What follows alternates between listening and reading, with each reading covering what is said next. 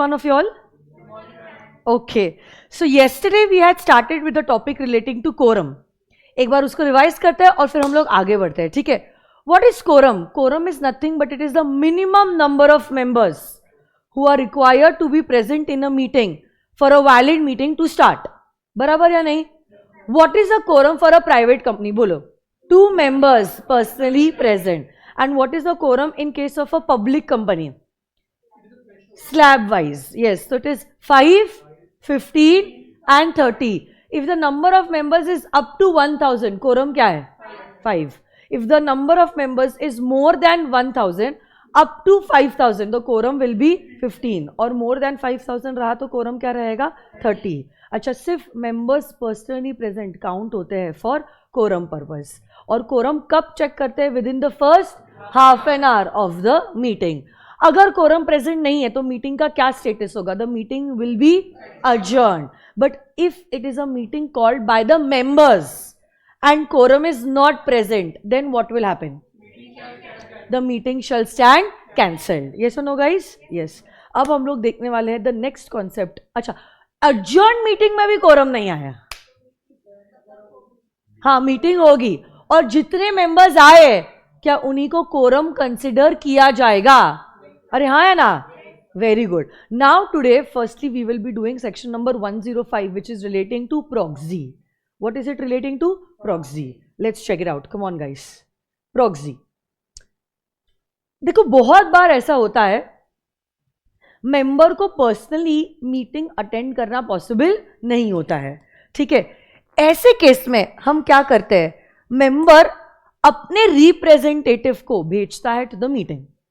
Okay, अब ये तो पर्सन मेंबर खुद नहीं है, ये तो उसका दोस्त है, रिलेटिव है, जान पहचान वाला बंदा है.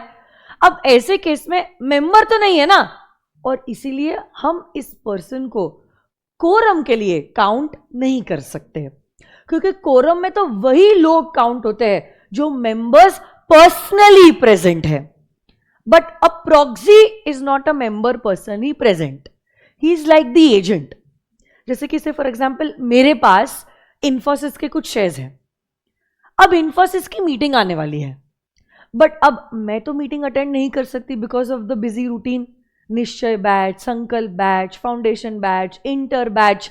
अब ऐसे केस में मैं क्या करती हूँ? से फॉर एग्जाम्पल मैं अपने भाई को भेज देती हूँ to attend the meeting, to vote in the meeting. एक ही मिनट, शायद कैमरा बंद हो गया. बंद हो गया ना कैमरा? शुरू हो गया वापस?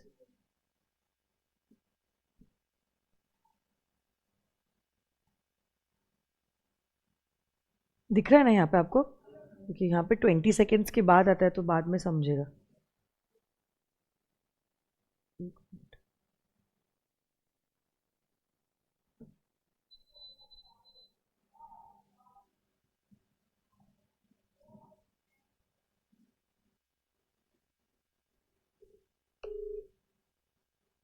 हाँ, ठीक है, हो गया, शुरू हो गया. हाँ, तो हम क्या कर रहे थे कि मुझे तो मीटिंग अटेंड करना पॉसिबल नहीं है, और क्योंकि मुझे मीटिंग अटेंड करना पॉसिबल नहीं है, I sent my brother in the meeting. Now he is voting on my behalf. वापस बंद हुआ क्या?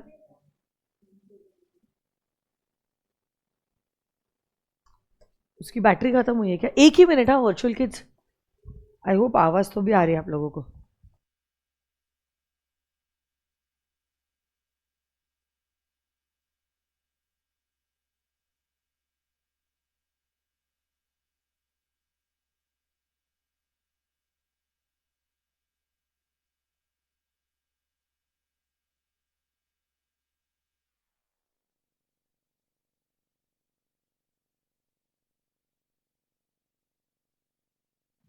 Mic check.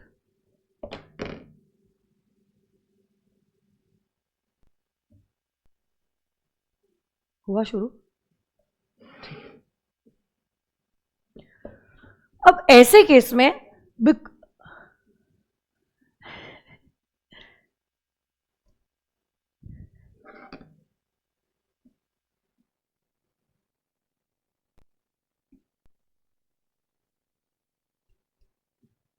क्या सेटिंग में प्रॉब्लम है वो करेक्ट कर ले तूने, तो वापस बंद होगा कैमरा. इधर ही रुक तूने तो. हाँ. So now on my behalf, my brother is going in the meeting and he is voting on my behalf. अब ऐसे केस में my brother is not a member personally present, क्योंकि member तो कौन है? मैं हूं. But now he is a kind of my agent. Okay, and because he is not a member personally present, he will not be counted for quorum purpose. तो legal language में मेरे भाई को बोलेगे क्या? उनको कहते हैं एज अ प्रॉक्सी. क्या कहते हैं? Proxy.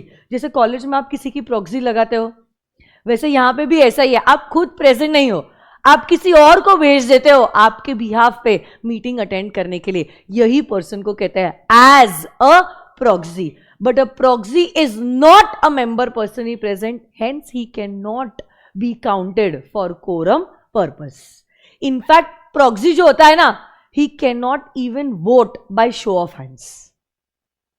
He can not vote by show of hands. आप इमेजिन कीजिए, मैंने मेरे भाई को प्रॉक्सी की तरह अपॉइंट किया, से स्वप्निल सर ने भी मेरे भाई को प्रॉक्सी की तरह अपॉइंट किया, मेरे मॉम डैड ने भी मेरे भाई को प्रॉक्सी की तरह अपॉइंट किया, मेरे भाभी ने भी मेरे भाई को प्रॉक्सी की तरह अपॉइंट किया. क्योंकि एक पर्सन जो है ना 50 लोगों के बिहाफ पे प्रॉक्सी बन सकता है. आप सोचो मेरा भाई अकेला गया है, बट वो जो गया है ना, मेरा एजेंट बन के गया है, स्वप्निल सर का मतलब अपने जीजू का एजेंट बन के गया है, भाभी का मतलब उसकी बीवी का एजेंट बन के गया है, मम्मी पापा का एजेंट बन के गया. अब आप सोचो, से फॉर एग्जाम्पल कोई रेजोल्यूशन मीटिंग में डाला गया है कि क्या हम मिस्टर ए को ऑडिटर के तरह अपॉइंट करें, हाँ या ना. आप सोचो मेरा अकेला भाई इतने लोगों का एजेंट है और वोटिंग हो रही है बाय शो ऑफ हैंड्स. मेरा भाई कैसे वोट करेगा? हाँ ना ऐसे ही करते रहेगा वो. क्या ये पॉसिबल है? Physically it's not possible to do that, because बंदा तो एक ही है. कितनी बार वो हाथ ऊपर करेगा, कितने बिहाफ के लिए करेगा? अभी ये तो 4-5 ही लोग थे, सपोज 50 लोगों का अगर प्रॉक्सी होता तो इसी में मीटिंग खत्म हो जाती. और इसलिए स्ट्रेट अवे हमने कह दिया है, एक्ट में लिख दिया है, सेक्शन 105 ही कहता है प्रॉक्सी ना शो ऑफ हैंड से वोट नहीं कर सकता है. वोट अगर करना भी है, he should demand a poll and vote by way of a poll. So yes, he can vote, but he can vote only by poll. पोल में क्या होता है? आपने कभी केबीसी देखा है? Audience poll. कौन बनेगा करोड़पति? हाँ, तो रिएक्ट करो ना, ऐसे देख लो जैसे कि मैं पता नहीं चाइनीज में ही बात कर रही हूँ आप लोगों से. सो सुनना,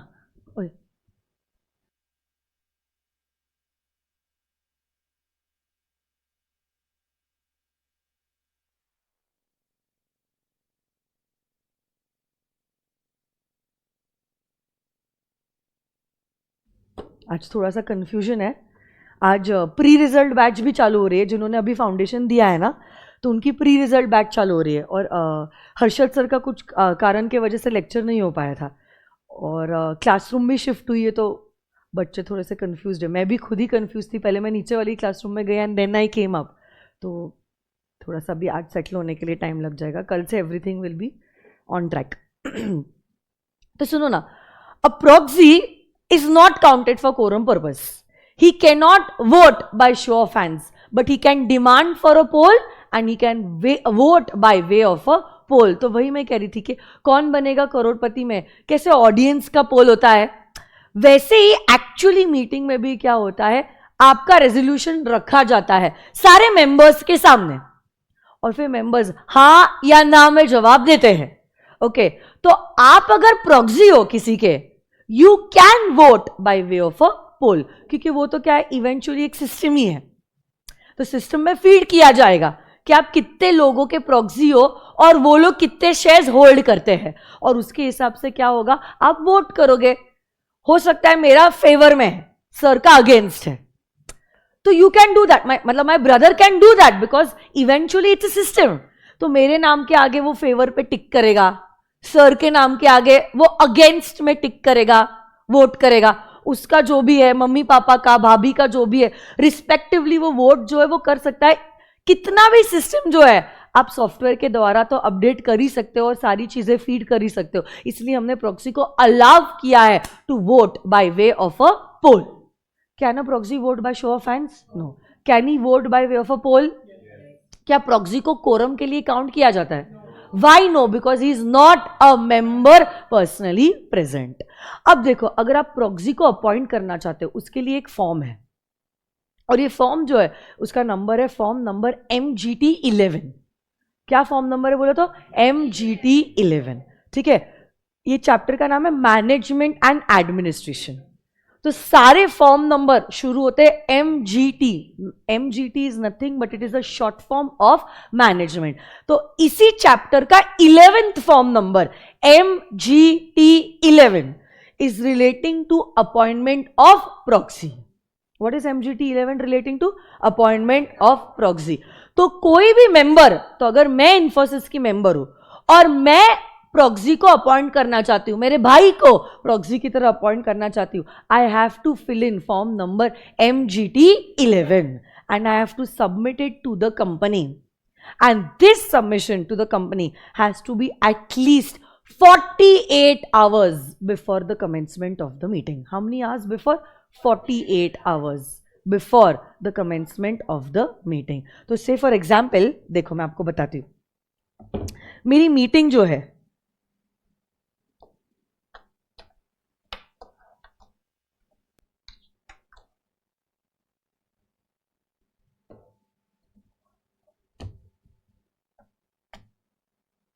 so say my meeting is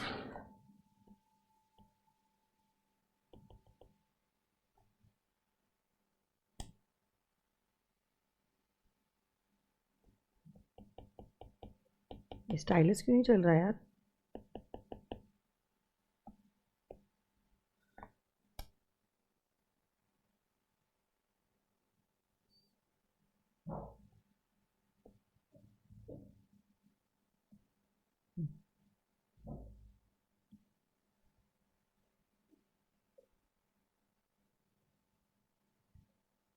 से मेरी मीटिंग जो है एग्जाम्पल पर्पज के लिए 31 मार्च को फाइनेंशियल ईयर क्लोज होता है, बुक्स ऑफ अकाउंट सबके बने, balance sheet, profit and loss account audit हो गया, और मेरी मीटिंग जो है से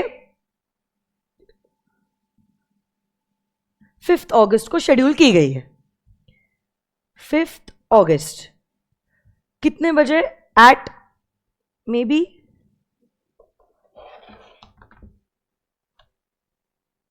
से 11 AM इन द मॉर्निंग. ठीक है, 5 अगस्त को मेरी मीटिंग है. ये मेरी मीटिंग है जो 11 बजे शुरू होने वाली है. अब अगर मुझे प्रॉक्सी अपॉइंट करना है, अगर मुझे प्रॉक्सी अपॉइंट करना है, मेरा MGT11 कंपनी के पास पहुंच जाना चाहिए at least 48 hours before the meeting. What is 48 hours? 2 days. So in short 3 अगस्त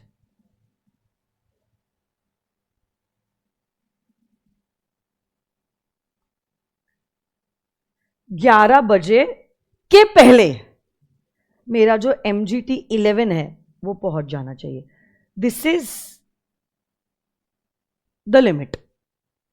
उसके बाद अगर आपका प्रॉक्सी फॉर्म सबमिट होता है तो अपॉइंटमेंट ऑफ प्रॉक्सी को वैलिड कंसिडर नहीं किया जाएगा. तो अगर मुझे सबमिट करना भी है, I have to make it sure कि मेरा जो MGT11 है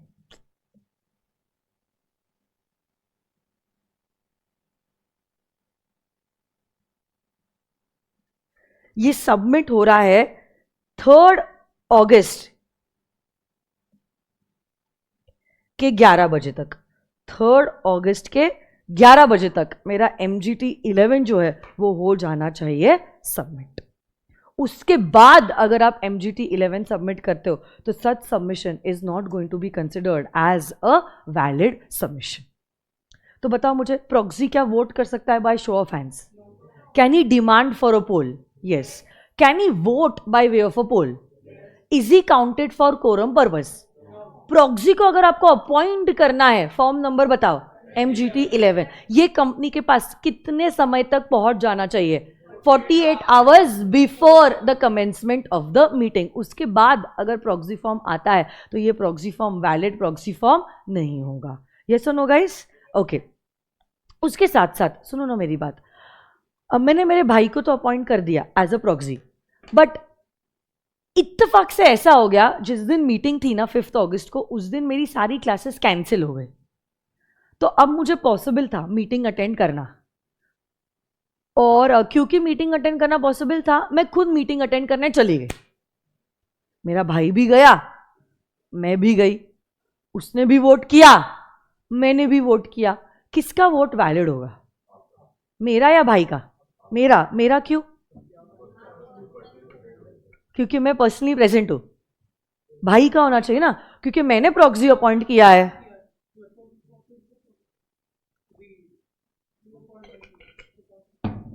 क्या लगता है virtual kids, what about you all? आपका क्या ओपिनियन है इस बारे में? किसका वोट वैलिड होना चाहिए, मेरा या भाई का? Come on guys, come on, tell me. Indrajit, MGT का फुल फॉर्म मैनेजमेंट है, हमने कहा था। ध्यान से सुनिए, come on virtual kids, I am waiting for your answer. किसका वोट वैलिड होगा, मेरा या आपका, मतलब मेरे भाई का? मेरा मेरा मेरा मेरा भाई का। आप बेटा, किसका वोट वैलिड होगा? No comment. क्वेश्चन सुना था आपने? क्यों, कहां ध्यान था? बट ऐसे थोड़ी ना होता है बेटा, कॉन्सेप्ट्स पे फोकस करो ना। लिखने का काम तो आप बाद में भी कर सकते हो, है ना? कॉन्सेप्ट कौन समझाएगा वापस से आपको? तो वर्चुअल किड्स में भी मैम मेंबर का, आपका मेंबर का, मैम आपका मेंबर, आपका मेंबर, क्योंकि वो पर्सनली प्रेजेंट है, आपका आपका। ओके, वर्चुअल किड्स में भी एवरीवन जिन्होंने रिप्लाई किया उन्होंने कहा है कि मेरा ही वोट वैलिड है, and I am so happy, majority of you all are correct. Why, don't be disappointed, it's okay. यहाँ पे गलत किया चलेगा, एग्जामिनेशन में गलत नहीं करना है ना। तो देखो सुनो, मैंने क्या कहा था, प्रिंसिपल और एजेंट जैसा रिलेशनशिप होता है मेंबर का और उसके प्रॉक्सी का। अब देखो, जब प्रिंसिपल को कोई काम करने नहीं जमता है, प्रिंसिपल क्या करता है, एजेंट को अपॉइंट करता है, बराबर? और एजेंट प्रिंसिपल के बिहाफ पे वो काम करता है। बट देखो, अगर प्रिंसिपल खुद ही वो काम कर लेता है तो एजेंट की जरूरत ही नहीं है, और अगर प्रिंसिपल खुद काम कर लेता है then it acts as an automatic revocation, automatic revocation of the appointment of the agent. Agent के अपॉइंटमेंट का रेवोकेशन हो जाता है, एजेंट के अपॉइंटमेंट का रेवोकेशन हो जाता है, and that is why the vote of the member is going to be considered as a valid vote. आप एजेंट को अपॉइंट ही इसीलिए करते हो क्योंकि आपको खुद वो काम करना पॉसिबल नहीं है। बट अगर आप खुद वो काम कर लेते हो तो एजेंट का अपॉइंटमेंट हो जाता है रिवोक, एजेंट का अपॉइंटमेंट हो जाता है revoke. No, it's an automatic revocation. As soon as the member comes by operation of law, it's an automatic revocation of the appointment of the proxy. ठीक है? अच्छा, वैसे ही और एक एग्जाम्पल, तो देखो, between the member and the proxy किसका vote valid होगा? मेंबर का वोट। किसका वोट वैलिड होगा? मेंबर का वोट जो होगा वैलिड होगा। ठीक है, और एक एग्जाम्पल में लेते हैं। देखो, मैंने मेरे भाई को अपॉइंट किया एज प्रॉक्सी। अब से मैंने अपॉइंट किया, उसी शाम को मेरा और मेरे भाई का झगड़ा हो गया।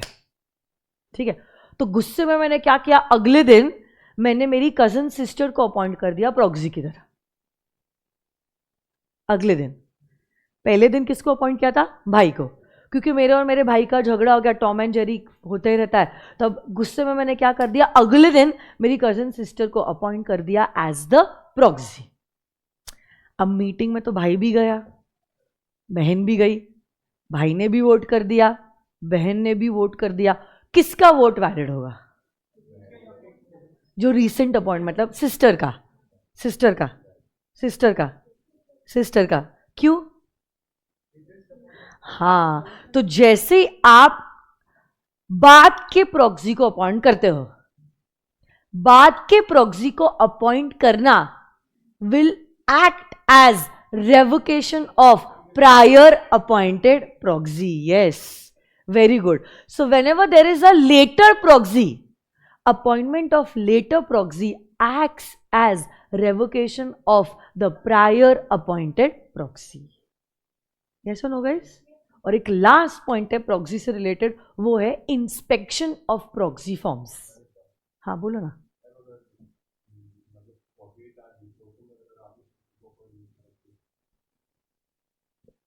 आप ही बताओ, प्रॉक्सी का अपॉइंटमेंट कब वैलिड होता है? ओनली इफ इट इज,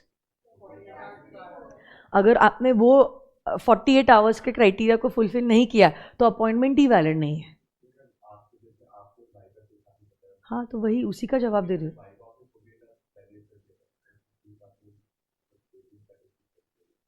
तो वही वही बोल रही हूँ ना, मैंने वही जवाब दिया है बेटा। सुनो ना आप, देखो आपने भाई को जो है से भाई को मैंने भाई को अपॉइंट किया था 1 अगस्त को, चलेगा? ये भैया को अपॉइंट किया है, ठीक है, एज प्रॉक्सी। बट मेरा भाई से झगड़ा हुआ तो मैंने मेरी सिस को अपॉइंट किया, बट मैंने सिस को, ऐसे ही कह रहे हो ना आप, सिस को अपॉइंट किया है ऑन 4 अगस्त, ऐसा ही बोल रहे हो ना आप, एज प्रॉक्सी। ग्रीन में जो है वो सारे प्रॉक्सीज है, ठीक है। अब आप बताओ, मेरे हिसाब से मत देखो, आप कानून के हिसाब से देखो, कानून के हिसाब से क्या ये तो है, ठीक है, prior appointment and later appointment of proxies, 2 proxy appoint किए, बट ये प्रॉक्सी मैंने अपॉइंट किए। कानून के हिसाब से आप बताओ, don't look from my side of view, कानून के आंखों से देखो, कानून के हिसाब से बताओ आप मुझे, कानून के हिसाब से क्या सिस का अपॉइंटमेंट वैलिड है? कानून को ये दिख ही नहीं रहा है, तो कानून के हिसाब से प्रायर और लेटर है ही नहीं। कानून के हिसाब से एक ही अपॉइंटमेंट है, वो है भाई का, बिकॉज उसका लीगली हमने प्रॉपरली अपॉइंटमेंट किया है एज अ प्रॉक्सी। सिस्टर का प्रॉक्सी अपॉइंटमेंट लीगल रूल्स को फॉलो करते हुए नहीं किया गया है, so it's not valid appointment of proxy for my sister.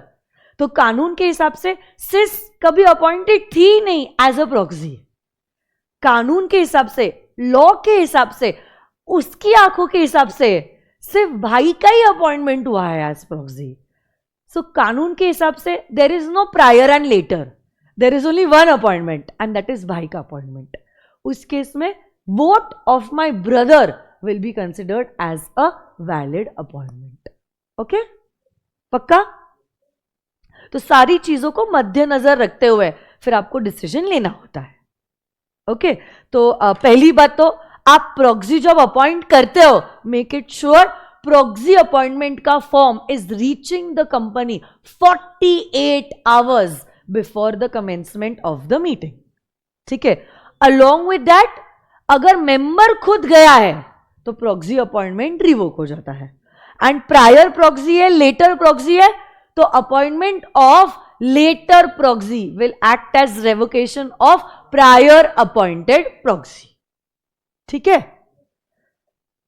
And just make it sure जो भी अपॉइंटमेंट है, prior, later, whatever, it is 48 hours before the commencement of the meeting. हाँ, वो आखिरी पॉइंट जो मैं आप लोगों को बता रही थी वो ये था कि अगर कोई मेंबर मीटिंग अटेंड कर रहा है, ओके, और वो मेंबर को इंस्पेक्ट करना है, the proxy is deposited with the company.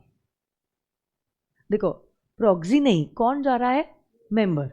कोई तो मेंबर है, मिस्टर श्याम, वो इन्फोसिस की मीटिंग अटेंड करने गए as a member personally present, but ये जो मिस्टर श्याम है ना, उनको ये देखना है कि कौन प्रॉक्सी अपॉइंट हुआ है, कितने मेंबर्स ने प्रॉक्सीज को अपॉइंट किया है। श्याम कौन है, प्रॉक्सी है या मेंबर है? मेंबर है। श्याम इन्फोसिस की मीटिंग में जा रहे हैं, वो भी पर्सनली जा रहे हैं, और उनको चेक करना है इन्फोसिस के जो इतने सारे मेंबर्स हैं ना, इन मेंबर्स ने कौन पर्सनली आ रहा है और कौन प्रॉक्सी अपॉइंट कर रहा है। He wants to inspect the proxies deposited with the company. तो as a member personally present, as a member personally present, you can inspect, you can inspect, you can inspect the proxies deposited।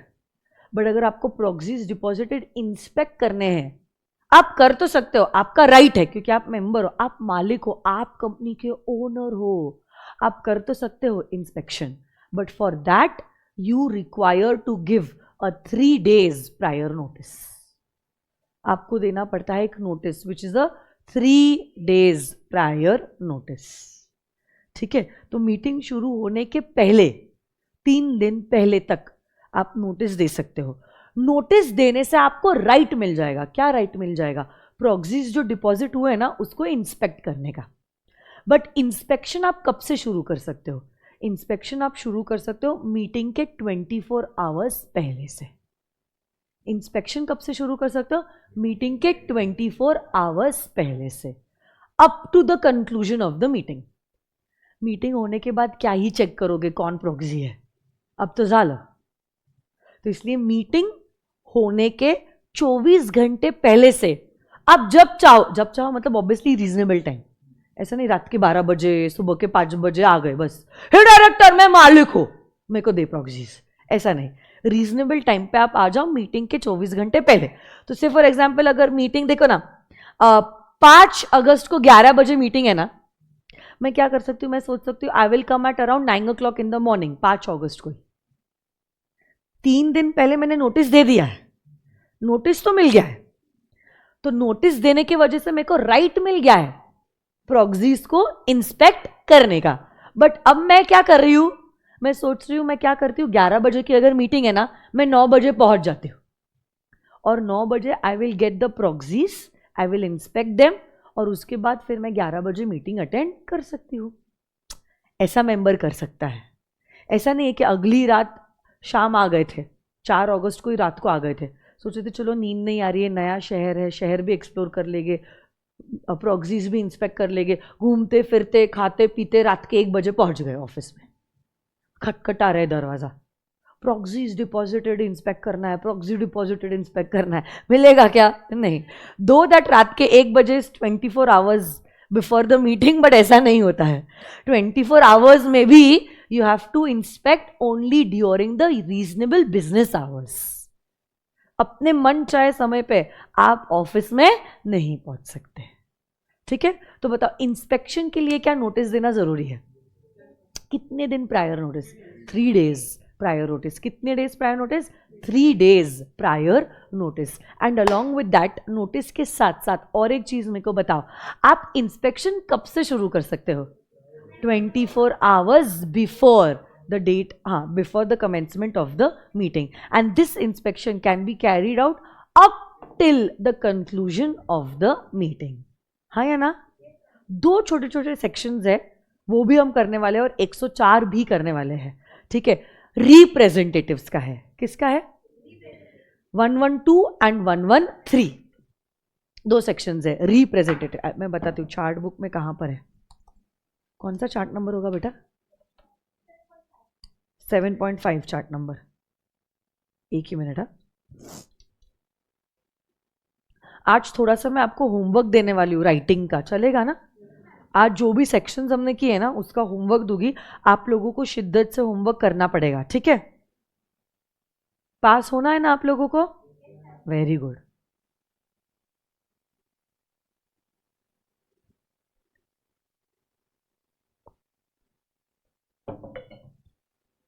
Seven 7.5 बताया ना आपने?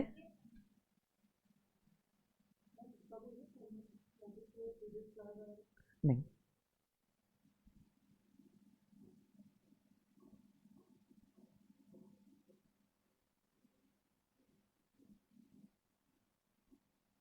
Seven 7.5 ये रहा, इसको उल्टा करना पड़ेगा।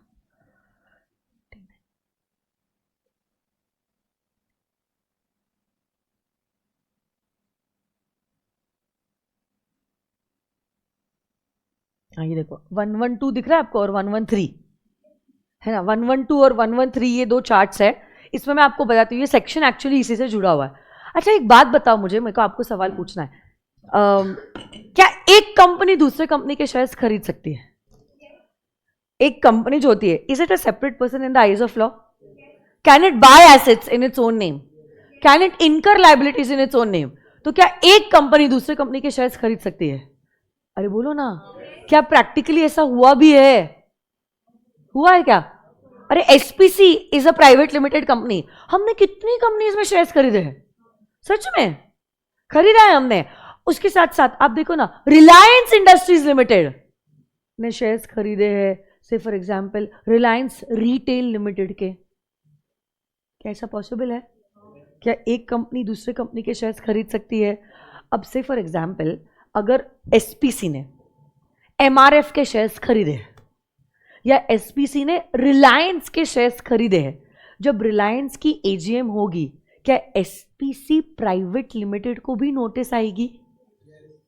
मीटिंग कौन सी कंपनी की है? रिलायंस की। मीटिंग की नोटिस 101 में देखा था, क्या एवरी मेंबर को दी जाती है?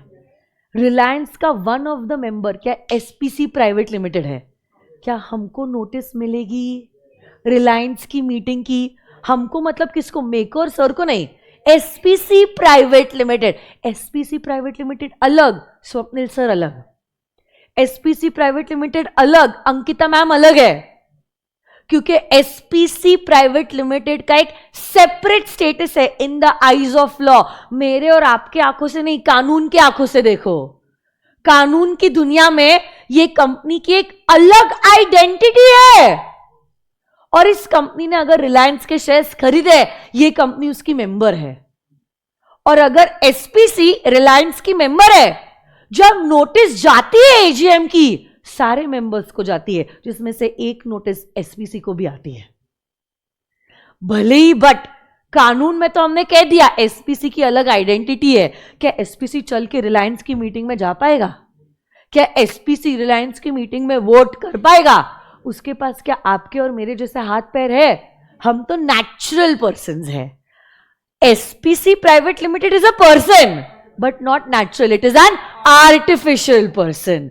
और इसी आर्टिफिशियल पर्सन के लिए कॉन्सेप्ट लाया है रिप्रेजेंटेटिव का। कौन सा कॉन्सेप्ट लाया है? तो लॉ मेकर भी जानते हैं कि ये जो आर्टिफिशियल पर्सन्स होते हैं, they can not go in the meeting physically. हम सिर्फ एसपीसी को महसूस कर सकते हैं, है ना? उसका ऐसा नेचुरल प्रेजेंस नहीं है आपके और मेरे जैसे, समझ रहे हो ना आप? तो वो चल के नहीं जा सकती है रिलायंस की मीटिंग में, वो वोट नहीं कर सकती है रिलायंस की मीटिंग में, और इसीलिए हमने कॉन्सेप्ट लाया है रिप्रेजेंटेटिव का।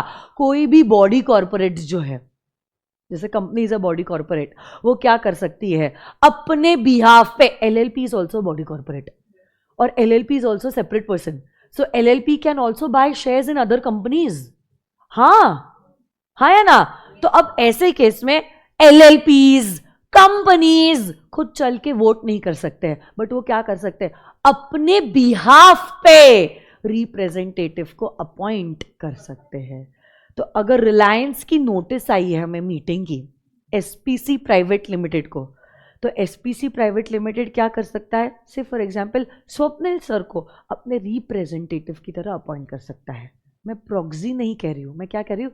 रिप्रेजेंटेटिव। और जब स्वप्निल सर रिलायंस की मीटिंग में जाएंगे ना, माना जाएगा एसपीसी चल के आ रहा है।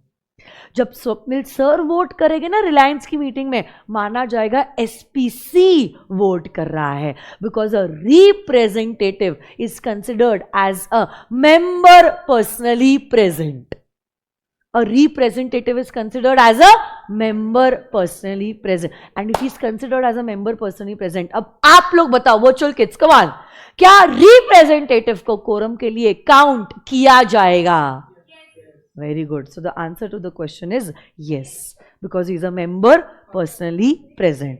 तो representative वाला point 113 में है, जो बात करता है representative of body corporates, but 112 है जो बात करता है even the central government and state government, they can hold shares in companies. ऐसी तो गवर्नमेंट कंपनीज भी बनती है, जैसे कि MTNL है, BSNL, कोल इंडिया लिमिटेड में सेंट्रल गवर्नमेंट का कितना स्टेक है? ऑलमोस्ट 67% स्टेक है। कोल इंडिया पता है आपको? It's a very famous government company, mines का काम करती है ना? कोल इंडिया में गवर्नमेंट का कितना स्टेक है ना? ऑलमोस्ट 67% स्टेक है गवर्नमेंट का इन कोल इंडिया लिमिटेड। अब ऐसे केस में माय डियर स्टूडेंट्स, अब सेंट्रल गवर्नमेंट मतलब the shares are held in the name of the president, और स्टेट गवर्नमेंट मतलब the shares are held in the name of the governor of that particular state. But थोड़ी ना president आने वाला है, governor आने वाला है, ये लोग क्या करते हैं, अपने बिहाफ पे कोई रिप्रेजेंटेटिव को अपॉइंट करते हैं. तो जब ये रिप्रेजेंटेटिव जाता है, माना जाएगा कि सेंट्रल गवर्नमेंट गया है या ये स्टेट गवर्नमेंट गया है. Okay, and these representatives are considered as members personally present and hence they are counted for quorum purpose. Yes or no guys? पक्का 100%. देखो रेगुलर बैच में तो हम लोग प्रैक्टिकली सब कुछ देखते हैं. वो screener.in के वेबसाइट पे मैं लेके जाती हूँ, मैं दिखाती हूँ कि गवर्नमेंट का कितना स्टेक है, ऐसा वैसा ये वो. But this is not a regular batch. Regular batch में हमारे अप्रॉक्सीमेटली 160 आवर्स होते हैं. फास्ट ट्रैक बैच हमारा जो शेड्यूल्ड है that is for around 35 to 40 hours. तो ऑब्वियसली बात है, जो मैं 150 घंटे में करती हूँ, मैं 50 घंटे में तो नहीं कर पाऊंगी. तो थोड़ा सा प्रैक्टिकल एस्पेक्ट कम होगा. It is more exam oriented focus in the fast track batch. तो थोड़े लाइव एग्जाम्पल्स, प्रैक्टिकल एग्जाम्पल्स कुछ कम ही होंगे, रिविजन भी कुछ कम होगा, टेस्ट तो नहीं रहेंगे. तो कहीं ना कहीं तो एडजस्टमेंट करना पड़ेगा. मतलब अगर शॉर्टकट इस्तेमाल करना है बट फिर भी मंजिल पे जाना है, तो कहीं ना कहीं तो कॉम्प्रोमाइज होने वाला है. But if you don't want your studies to be compromised, आप कंटिन्यूस रिविजन्स करते जाओगे, मल्टीपल रिविजन्स हो भी, not one time, multiple revisions करोगे तो ही आप रेगुलर बैच के बच्चों से compete कर पाओगे. ठीक है. तो यहाँ पर मेरे एफर्ट्स कम है बट आप लोगों के एफर्ट्स ज़्यादा है. और अभी प्रैक्टिकल समझने का टाइम ही नहीं है. अभी हमें भाई शॉर्ट टर्म गोल मई में एग्जाम देना है और उसको क्रैक करना है, तो उसी के हिसाब से हम पढ़ाने वाले हैं. बट फिर भी बीच बीच में हल्के हल्के मैं एग्जाम्पल्स और लॉजिक्स आपको देती जाऊँगी, because I don't want you all to have only that bookish knowledge. वो अंदर से आ ही जाएगा, थोड़ी इमोशनल हो ही जाओगे मैं. ठीक है. तो वैसी वो बात है. तो देखो प्रॉक्सी का कॉन्सेप्ट यहाँ पे खत्म हो जाता है और रिप्रेजेंटेटिव का भी खत्म होता है. 105, 112, 113 ये अभी तक हमारे हुए हैं. और 5 मिनट में मैं 104 चेयरमैन से रिलेटेड भी करने वाली हूँ. बट ये जो किया है एक बार रिवाइज कर लेते हैं. ये देखो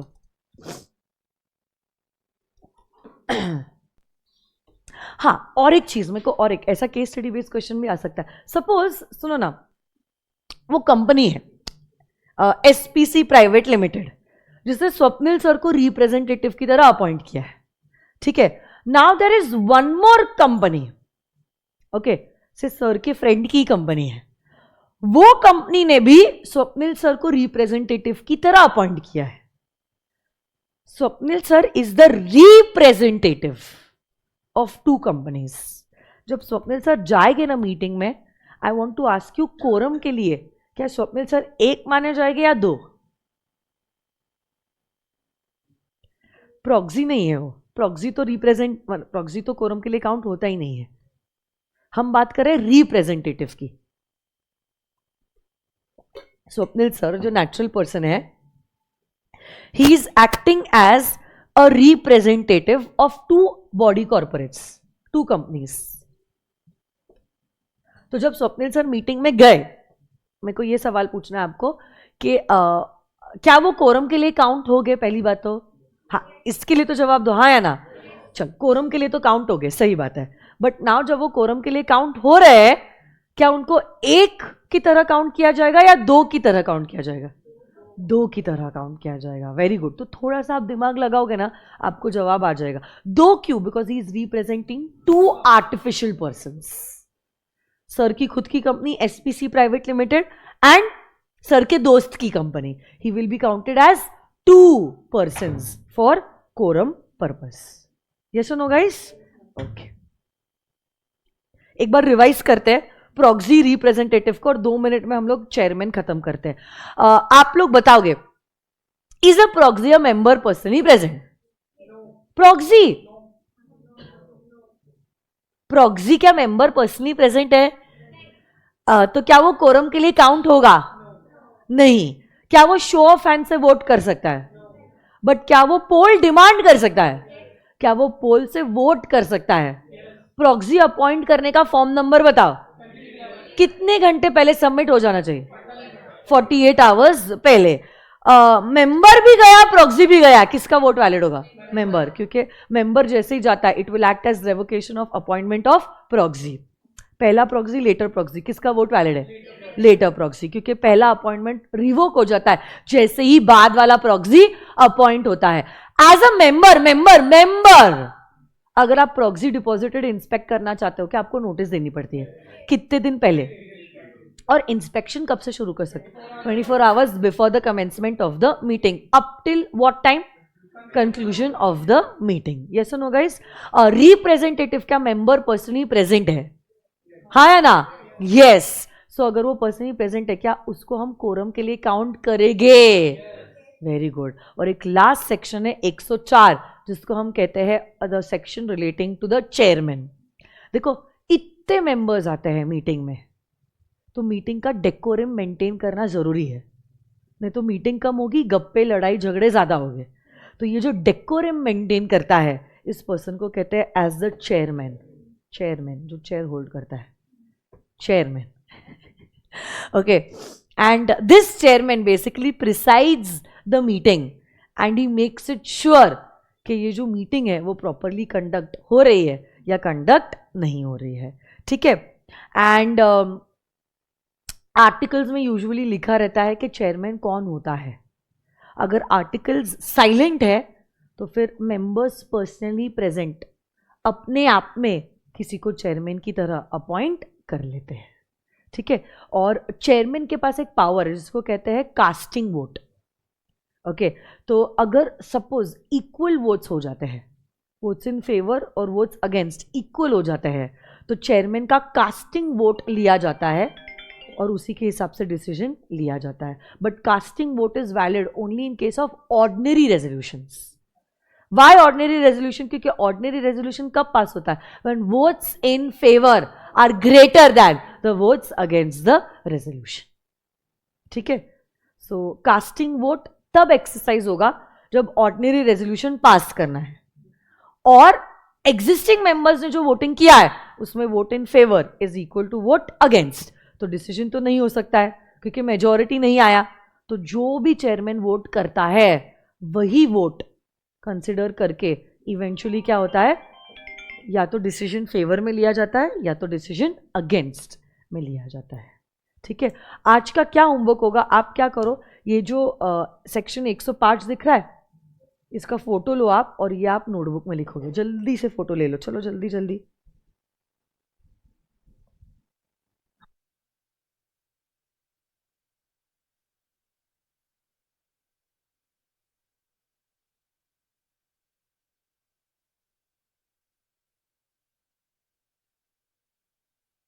आपने ले लिया ये पांचों भी पॉइंट्स का फोटो?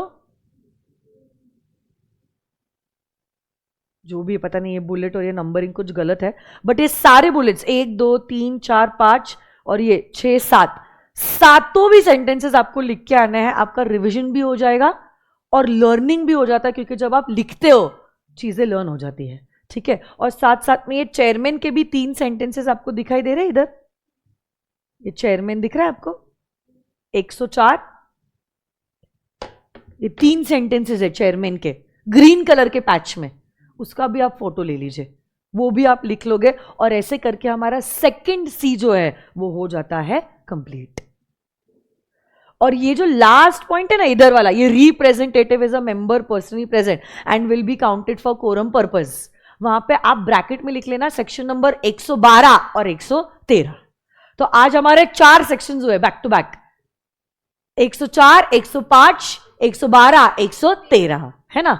चलो ठीक है, आज के लिए बस इतना ही. धन्यवाद, कल मिलते हैं. Thank you so much, bye bye.